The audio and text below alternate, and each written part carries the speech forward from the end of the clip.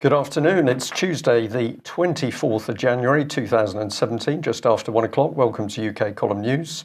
I'm your host, Brian Gerrish. With me in the studio, of course, Mike Robinson. Well, as always, in the few minutes leading up to the news, we're chatting amongst ourselves. Clearly, things are unfolding very fast, and I was intrigued to be told last night, anecdotal, but about a military gentleman who went into Downing Street some 16 years ago, John Major's time, whatever that was, to hear John Major talking about destroying the institutions. And our conversation before the news today was that seems to be exactly where we are. So let's get right to it then. Of course, everybody will have heard by now that Lord Neuberger and the other Supreme Court justices have upheld the they've removed the appeal that the government was bringing against the earlier judgment on Article 50. So government has lost. Supreme Court has published apparently 43,000 words in their judgment. That's pretty good going. But in a nutshell, what have they done? They've said that the government is required to pass an act of parliament before invoking Article 50. But they said that the devolved governments have no say in this process aside from whatever representatives that each of the devolved so-called nations have in Parliament. So unsurprisingly, the usual chaos, chatter and infighting has begun on social media, and it is all a diversion. Article 50 is going to be triggered, and at the end we will definitely still be fully integrated with the European Union, and in fact more so than we are today, Brian. Always the plan, Mike. Absolutely. So what is number 10? Well, here's what Lord Neuberger said. In broad terms, Article 50 provides that a country wishing to leave the EU must give notice, quotes, in accordance with its own constitutional requirements. And again, that's what they were ruling on. And while that might be inconvenient for some, it shouldn't really be of a fear for anybody if we believe in the democratic process. Didn't we have some sort of democratic process where 17 million people said we should come out of the European Union? That's absolutely true. Now, a number 10 spokesperson said the Prime Minister's speech last week very clearly set out the government's objectives. Well, we're going to talk about that in just 1 second. They also said it's important to remember that Parliament backed the referendum by a margin of 6-1 and has already indicated its support for getting on with the process of exit to the timetable we've set out. We respect the Supreme Court's decision. We'll set out our steps to Parliament shortly, and so they're going to have to put a bill before Parliament. And there's great concern, Brian, that this bill might only consist of 2 lines. And of course, it was Kenneth Clarke, who, the ex-Bilderberg Steering Committee member, still a member of Parliament, who expressed it by saying that, what the government is trying to do is to minimise discussion. They're going to try and have a bill with 2 lines in it and just sort of shoo it through. And that seems to be what the government is intending. Tim Farron, he spoke up. He said he welcomes today's judgment, but he said, we demand a vote of the people on the final deal. And without that, we will not vote for Article 50. Right? But Brian, this is nonsense, because Theresa May, in her speech last week, said, I can confirm today that the government will put the final deal that is agreed between the UK and the EU to a vote in both houses of Parliament before it comes into force. So she has already stated in a speech last week that that's exactly what she's going to do. But Tim Farron clearly maybe wasn't there that day or wasn't paying attention or something, but he seems to think that he's not going to vote for Article 50 unless such an undertaking is given, even though it already has been. Well, the big insult from the Lib Dems, and I'm ashamed I haven't got it with me at the moment, but they've been pushing leaflets through local doors which tell people that, their local Lib Dem councillor recognises that people voted to come out of the European Union, but they didn't really understand what they voted for, but not to worry because Tim Farron was going to ensure that there was a vote where people would understand what they voted for, but didn't in the first place. How's he going to do that? I'm really not sure, but I think he's going to use the same sort of efficient, effective policies he's used to trace the 324 missing Syrian children that he was happy to admit had probably been trafficked, abused, possibly dead. These are the children that Britain said we would look after them. Tim Farron informed of the missing children, not really interested. So can we trust him on what he says over Brexit? Don't think so. Where do we go from here? I think we have to come into the subject of news and fake news. And of course, we've now got to the stage in Britain where we're not even sure whether the mainstream reports over what's happening around Brexit are themselves accurate. And this requires that all of us need to be very astute in what we're picking up, what we're believing. Well, what's the priority for the BBC? Well, of course, it's fake news. And this is some of the trashier BBC fake news. But this was a tweet, and it was about the potential cancer risk from cooked or burnt toast. So we had a little look at their article. There's quite a lot of it. There's a lot of words on the page. But the key bit was, what's the risk? Research in animals has shown that the chemical is toxic to DNA and causes cancer. This is a chemical created by bringing foods to high temperature. So scientists assume the same is true in people, although as yet there is no conclusive evidence. So this is a complete BBC fake news fear story, which is based on absolutely nothing. Yes. We could say, what is this designed to do? Well, of course, it's designed to make people fearful of cancer. People put toast in the toaster, and in the back of their heads is the little BBC subliminal message, if I eat this overcooked toast, I am going to get cancer.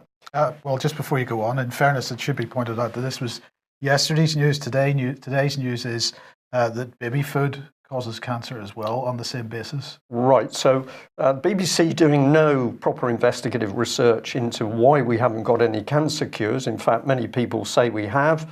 But if you dare say that and produce a product, then of course you're in danger of being imprisoned under the 1944, I think it is, 32 or something. 32 Cancer Act. So the BBC doesn't want to get into all this money being taken to try and find a cure for cancer. They just like to ramp up the fear. But it gets worse.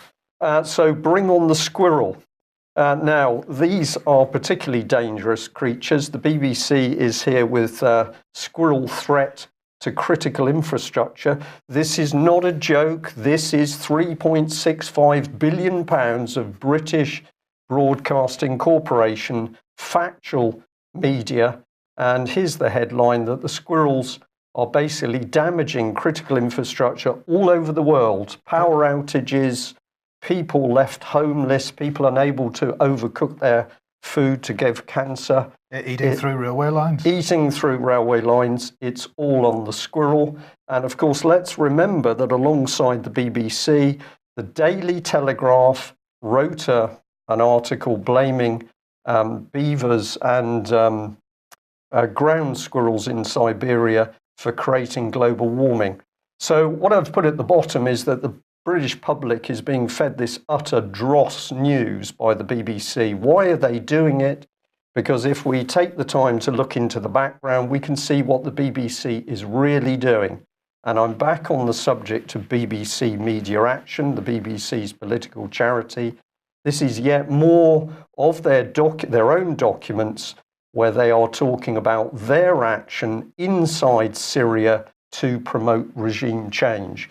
So the British public gets fed complete dross. I wish I could use another adjective for that, but it's the UK Column News, so I'll stick at dross.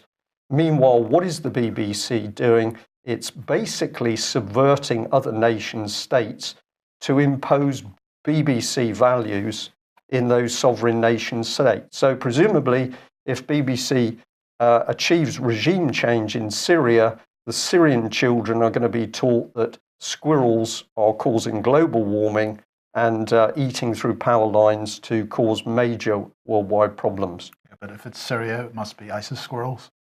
ISIS squirrels. We can laugh, Mike, and we do. But of course, this is very, very serious. This is fake news. and it is propaganda being used to deceive the nation by the BBC. Okay, something else I'm sure everybody's heard about by now, but let's fill in some of the details. Bye-bye TPP. So Donald Trump has passed an executive order which is abolishing TPP, at least as far as the United States is concerned. And this is following his campaign pledge on exactly that. He said, "We are going to stop these ridiculous trade deals that have taken everybody out of our country and taken companies out of our country." Well, we have to wait and see whether he is actually going to stand by those words, of course, because what he said is we're going to stop the ridiculous trade deals. Well, Theresa May is going to be there in Washington meeting Donald Trump on Friday. And of course, what is she going to be bringing? A ridiculous trade deal to put in front of him. So we'll see how sincere he is about that after Friday. Now, the mainstream media pretty upset about the fact that Trump has done this. And here's Owen Jones here in The Guardian, typical of the thing. He says that Trump has any ownership over TPP is a travesty and a damning indictment of the Democratic establishment. The new president's right-wing populism combines xenophobia, protectionism, and policies which directly enrich the Donald Trump class. If the Democrats had listened to the likes of Bernie Sanders and other progressives who oppose trade deals which benefit corporate elites at the expense of workers' livelihoods, the United States might not be currently embroiled in one of the worst crises since its foundation. Did they let him out of school to write that report? I don't know. That might have been his homework. He's got his school sweater on. Yes. He said, yes, he said nothing that Trump does is motivated by the interests of the average American, and so on. You can read it for yourselves. The headline is Trump didn't kill TPP, the people did. Unfortunately for Owen Jones, Bernie Sanders has come out in support of what Trump has done, and he said now is the time to develop a new trade policy that helps working families, not just multinational corporations. If President Trump is serious about a new policy to help American workers, then I would be delighted to work with him. So poor old Owen Jones there. But anyway, in the meantime, the Spectator, this is a couple of days ago, but I thought we'd highlight it. Will Donald Trump be assassinated, ousted in a coup, or just impeached? What a headline. Fantastic. And of course, if we or alternative media produce this sort of headline, I think you would get somebody knocking on the door. Yeah, quite possibly. So this was written by Paul Wood, who's a British journalist. And he said, he began by quoting Alexander Hamilton from 1788, saying, "The most deadly adversaries of Republican governments arise chiefly from the desire in foreign powers to gain improper ascendant in our councils.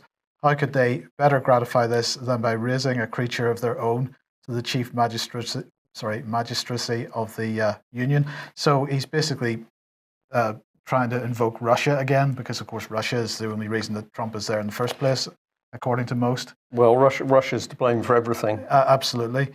And he said that, while almost no one in Congress is talking about impeachment, he does mention Maxine Waters, who's Democrat, who is one of the few, apparently, who's discussing the possibility of impeachment.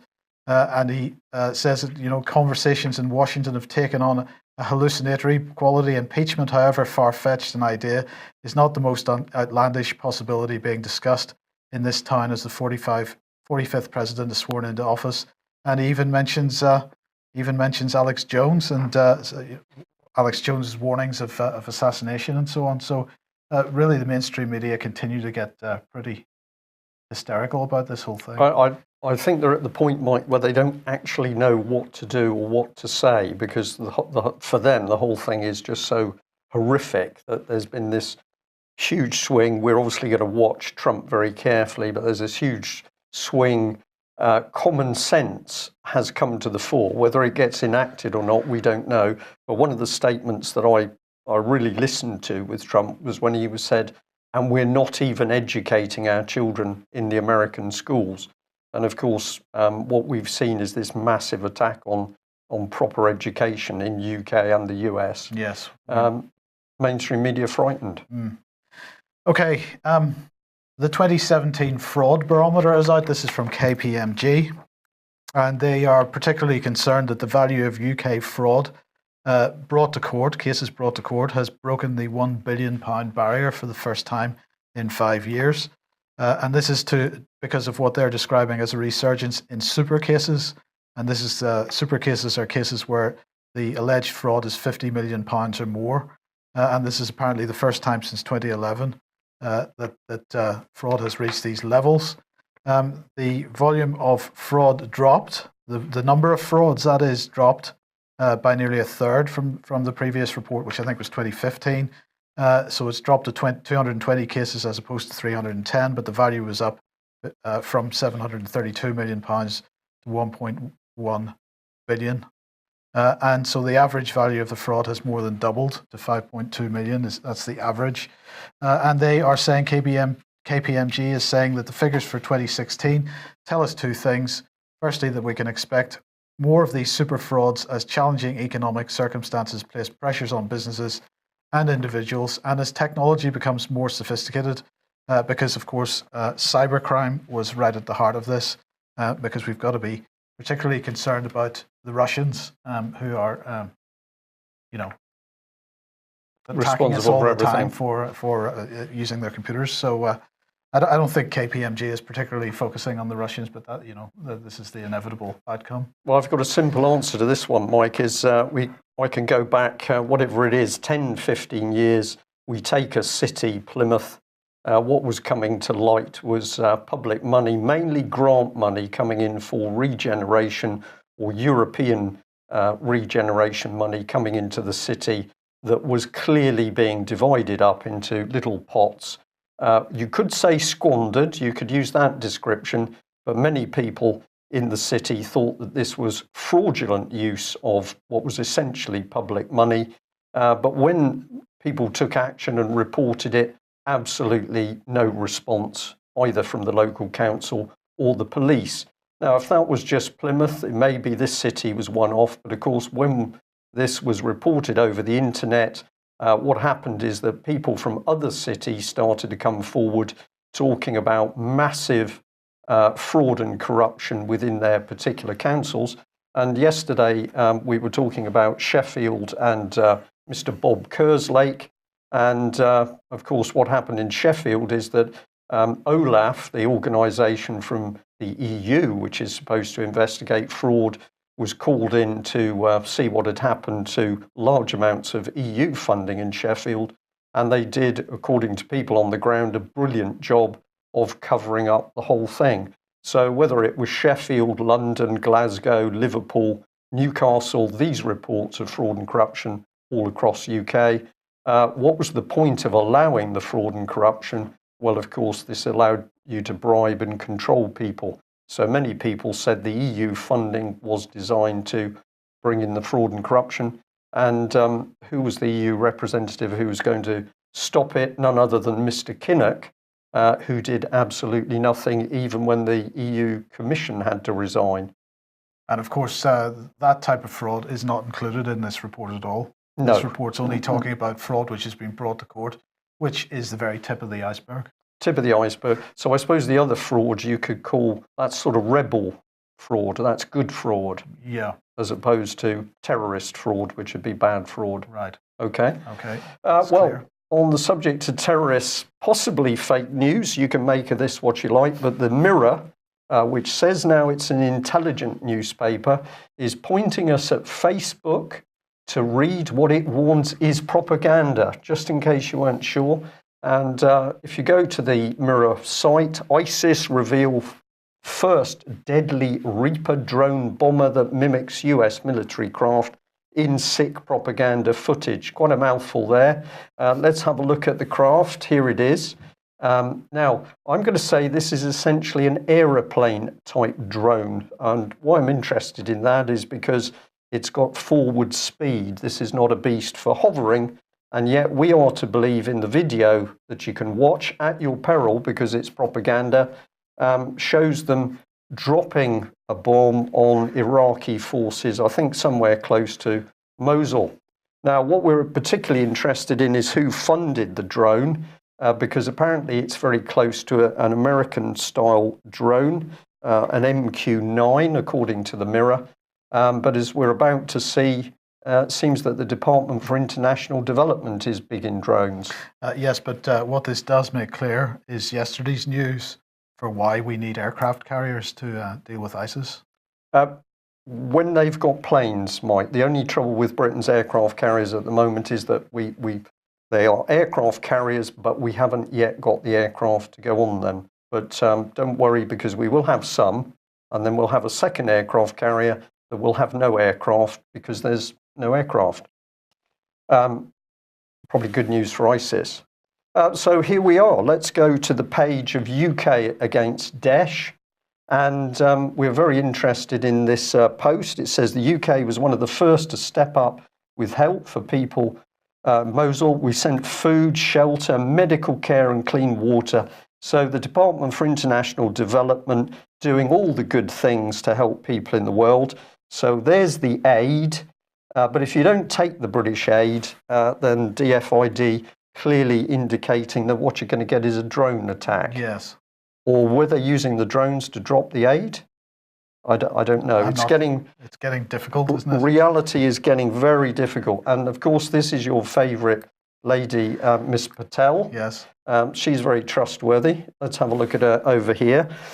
So what are we interested in? Well, we're interested in the fact that we've got the Department for International Development helping people, food, shelter, medical care and clean water.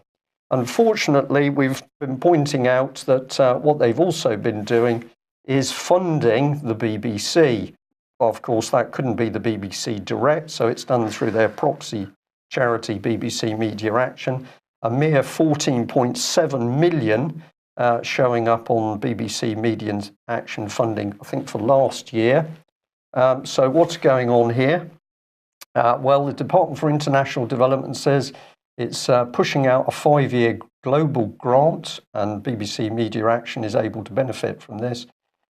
It's helping better governance, healthier populations, and an increased ability to cope with humanitarian crises. So this is the same government that has reduced UK to what must be close to a shambles.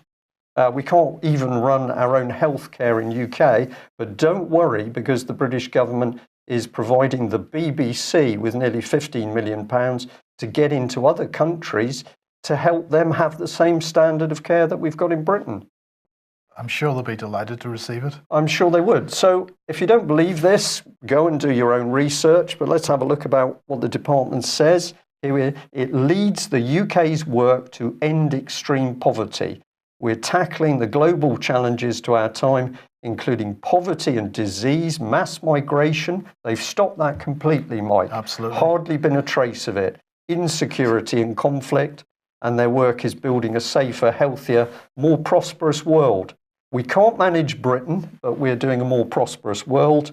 And this is part of the analysis of the Department of International Development for work carried out by BBC Media Action. And they have been putting in media and communication support to help governance, healthier populations. So let the BBC into your country and you're going to be healthier. This is true. This is absolutely true. So we'll stick on the subject. DFID, they've also been at work in Somalia. And if you want to believe these statistics, and I absolutely don't, it says that they put in 94 million in 2013-14. 4,000 women benefited from legal aid. Don't know what the cases were, Mike, but they were very lucky women. 4,300 women were provided with contraceptives, and they've created 56,900 jobs. So we can't create jobs in Britain, but don't worry, because getting the Department for International Development to Somalia, and it's all coming good. Yeah. So let us also remember that the BBC intimately involved with EU foreign policy. So this is a screenshot from EU external action. This is a front end of EU foreign policy. And we were intrigued to see Mogherini, you're very keen on her, Mike, the High Priestess of the EU, and she's been talking out about Syria and defence. But let's remember that this is the same organisation promoting the work of BBC Media Action and funding them to 2.4 million euros. So BBC totally independent, except when it's promoting EU policy. So here she is, and according to that website, she's been in Davos driving forward Syria initiative and EU defence cooperation. Both of them in the same couple of paragraphs, which is exactly what David Ellis has been talking about. So let's have a look at it here. She met a lot of people. Iran's foreign minister was involved, UN special envoy for Syria. Nobody from Syria itself, but we have other people who know. It said the initiative, launched late last year, aims to identify with regional partners common ground on the post-conflict arrangements for Syria and examine the scope for reconciliation and reconstruction once a credible political transition is firmly underway. That's regime change. Yes. So the EU pushing regime change. They're happy to have BBC Media Action working for them because, of course, the BBC must be trying to help get rid of Assad as well. So she also took part in panels on the responsible leadership in a multipolar world. I keep reading bipolar there for some reason, and on promoting stability in the Middle East, and in a public discussion with NATO Secretary Stoltenberg on redefining Europe's security agenda. So lovely package, Syria and the EU military all in one place. And she said security is a priority for the EU. We've hard and soft power. We've done more on defence in the last 7 months than in decades. Building on the ideas in her global strategy for EU foreign and security policy, Mogherini has illustrated the European Union's three-pronged set of measures to strengthen the EU's security and defence capability. In a reshaping world, the only way for the Europeans to be global players is through the EU. And of course, we better add that Theresa May completely lying to the British nation at the moment because she is locking Britain's defence into Mogherini's European defence as we speak. Absolutely. Okay. Neighbourhoods, neighbours, near neighbours. This is an interesting little project. Here's their website. It's called Near Neighbours. Lots of common purpose purple on there. Well, is that a coincidence? Let's find out. They've just received another £210,000 in funding from the British government. That might not seem like a large amount of money, but this is an interesting little project, and I wanted to have a look at who's behind it and what it might be doing. So funding is to be shared among a number of Near Neighbours projects, and this is managed by the Church Urban Fund.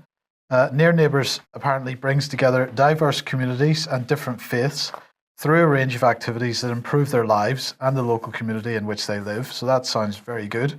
The first projects to benefit from the new funding include those improving employability through basic literacy and numeracy classes, and bringing communities together in unique ways to build personal skills.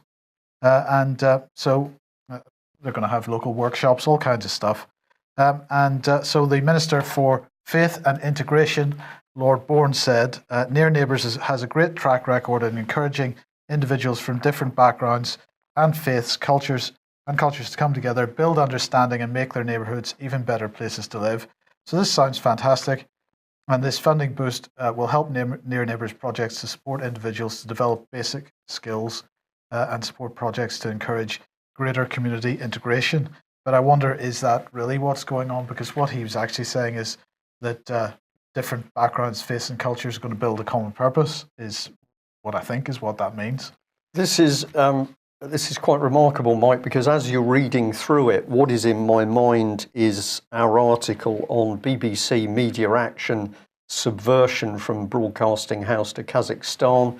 And in that article, we were talking about them using soap opera type thing, Neighbours, in order to help get their agenda into society. It's like they've gone overseas, they've trialled it on the Syrians or the in Kazakhstan or other places, and now having trolled it, they're going to use it on us. Well, I believe it's the same type of operation. It's couched, of course, in training and employability and bringing different religions and faiths together. But I believe that's exactly what's going on now. The head of the chairman of the board of trustees of this organisation is Baroness Margaret Eaton. There she is on screen. She is a life peer in the House of Lords. She was a councillor, or may still be a councillor, with Bradford Metropolitan Borough Council since 1986. She was head of the Local Government Association between 2008 and 2011. And while she was at Bradford, she produced this document, the Bradford District Online Community Cohesion Plan. So she's clearly been into community cohesion for a very long time, and she likes community cohesion because you bring lots of people together, and it brings the community into one group. A tight bond is built, or not. In the foreword, which she wrote, here it is: our vision is of a district which everyone can prosper. Our vision is of a district in which there is respect and tolerance between the diverse communities within the district. Our vision is of a district which is in which the responsibilities of being a Bradfordian are widely accepted. So here we go with the responsibilities thing again. You don't get any rights until you've met your responsibilities. Our vision is of a district where everyone can take part in the public affairs of the district, except if you're just an individual, then you can't take part. If you want to take part, you've got to be a member of an organisation of some kind, or a club, or a NGO, or a charity. Exactly. Yeah.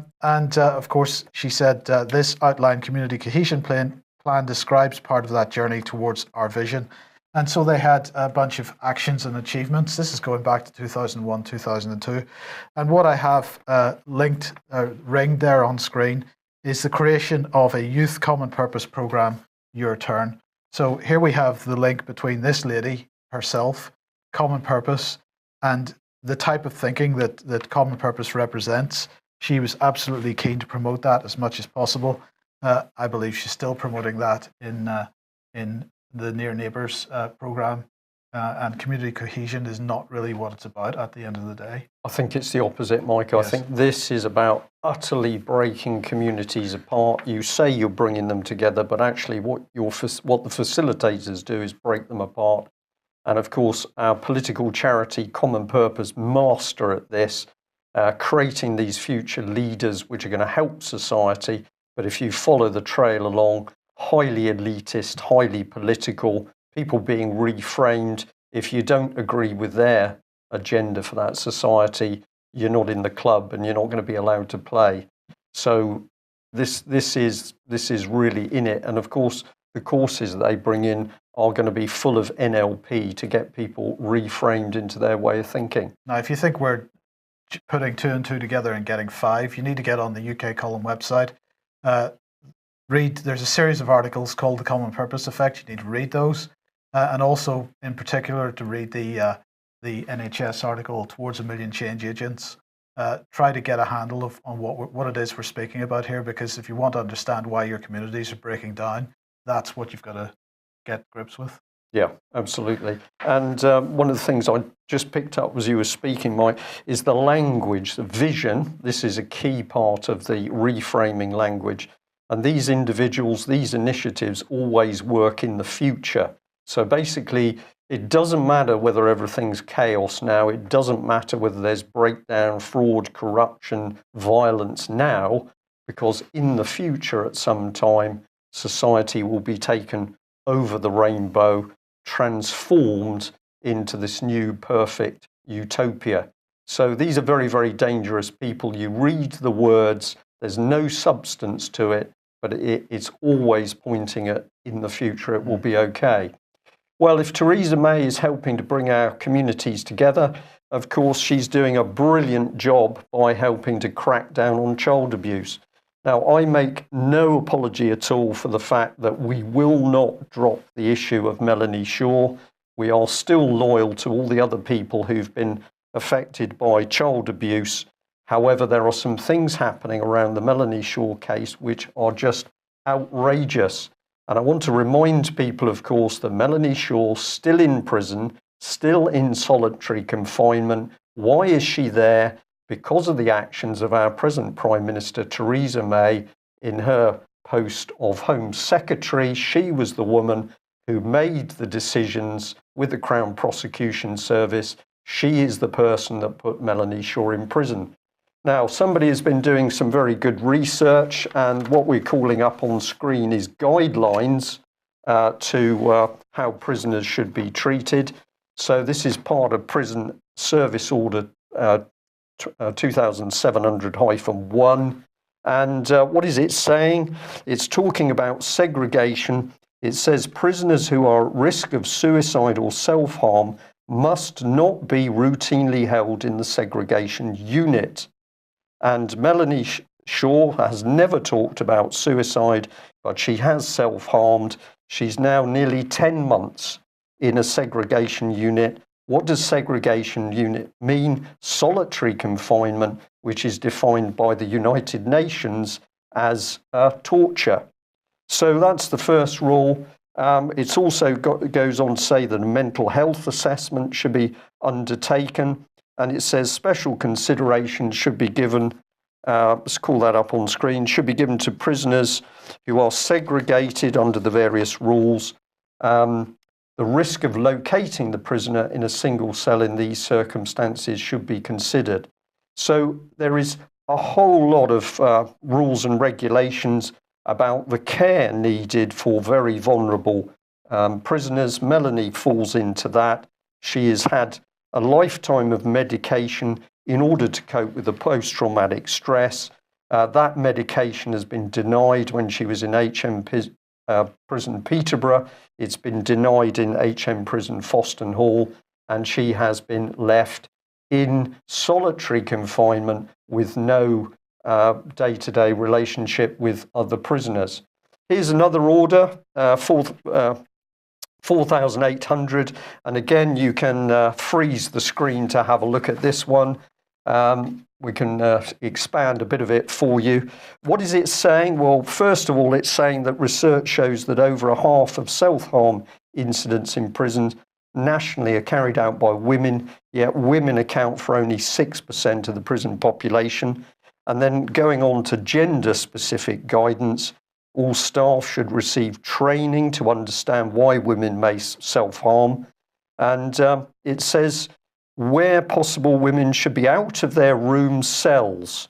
Where they have to be locked up, they must have access to activities that can help to distract them from their problems. These activities can be simple craft-based activities such as cross-stitch or knitting, but basically the last thing you do with vulnerable prisoners is lock them up in solitary confinement. So the prison is aware of this, the prison inspection organisation is aware of this, the Crown Prosecution Service is aware of it, Theresa May is aware of it. This is the deliberate torture of Melanie Shaw. Why? Because of her knowledge of child abuse and murder at Beechwood Children's Home in Nottingham and other homes. And the most important thing is the connection with senior members of British Parliament. Now, you would have thought that this gentleman would be, what's the word? Sympathetic, I think. We'll remember Mr. Danczuk MP because at one stage he was speaking out very strongly about child abuse and particularly the abuse of children within the framework of Westminster and the British establishment. It all went a bit wobbly. He was then highly attacked by the press. But many people had a great deal of time for this gentleman because of his courage. I'm going to say courage, Mike, in speaking out for the victims of child abuse. Now, I've added the word yuck to the title. That's not actually a typo, but there's something very, very unpleasant going on here. And what is it? Well, let's have a look. Because Melanie wrote to this man while she was in prison, and he responded. Now, before I show you, because it's probably difficult to read that letter on screen, I'm just going to read a bit of what Melanie has been saying to us. She's been saying, thank you for your support and help, and that the viewers. I feel totally alone, but the support and cards from viewers keeps me strong. She says, court was hell. I was led to believe I was going to be freed as I was time served. but she's now banged up again. I got 2 years. I daren't speak in prison again.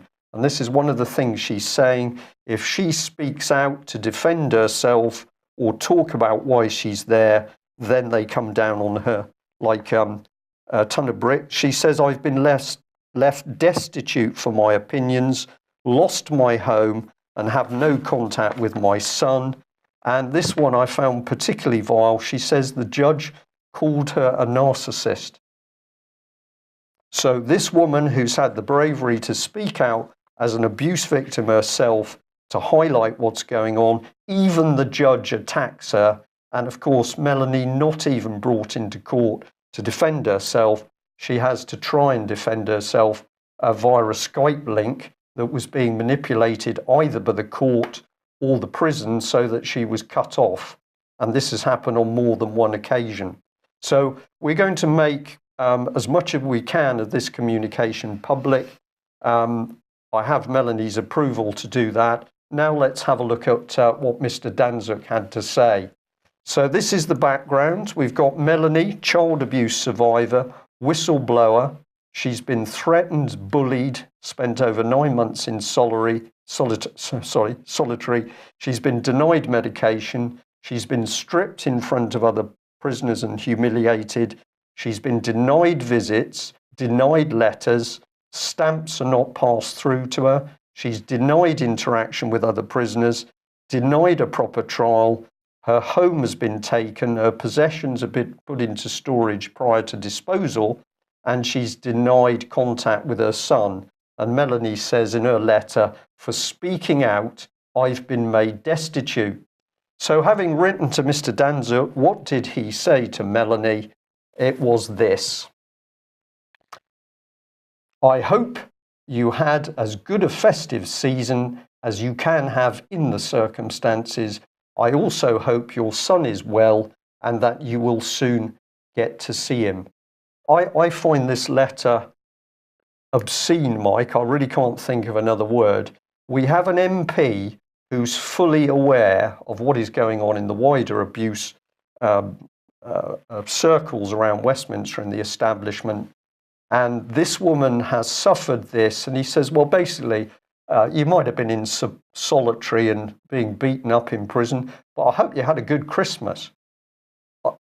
Are our politicians on drugs? What are we seeing here? This is some form of cognitive breakdown with our MPs, Mike. Yeah, particularly an MP that in the past has had close links with abuse and so on. And, you know, as a supporter of abuse victims, he pretends. Pretends. Yes. Right. And of course, earlier in the news today, we showed an image of Kenneth Clarke. He's very big on the world stage, speaking out for the Bilderbergers, speaking out for Britain, speaking out for justice. We haven't yet seen Kenneth Clarke come forward to help tackle this issue of child abuse, which is clearly reported in not just Beechwood Children's Home in Nottingham, but I think it was 8 other homes listed by Nottinghamshire police as being also sources of child abuse. And of course, he is a Nottingham MP. Well, so one would have thought that Kenneth Clarke would have been one of the first to step forward. Let's see what's really going on here. Let's ask the questions and let's start dealing with the child abuse. But we come back to Theresa May. Melanie Shaw can only have arrived in prison. That had to take place with the full knowledge and connivance of our Prime Minister, Theresa May. Theresa May said publicly she abhorred child abuse. This woman is a despicable hypocrite. And of course, if we've got some overseas viewers and you're thinking of dealing with Britain in the near future, can you trust a Prime Minister who is prepared to imprison a child abuse victim and whistleblower? And I think the answer to that has got to be no. I don't think we can follow any other subjects after that, Mike. If I sound passionate, I absolutely am. It's up to us to get the lid off what's happening here. And of course, we need the thousands of UK column viewers that we've got to take action, to get those letters in to Theresa May, get them to her local constituency office. so that the local Conservatives who voted for this lady know what's really going on in the background. Take the battle to her, of course, polite, measured, submit the evidence, but get it into her local area, because that is the only place that these people seem to be concerned at public attitude. 17 million people vote to come out of the European Union. Theresa May doesn't give a stuff. She is busy working in the background to lock us into the European military, as revealed by David Ellis on many of UK Columns news programmes. That's it. Thank you for joining us. We will be back at the same time tomorrow. Bye-bye.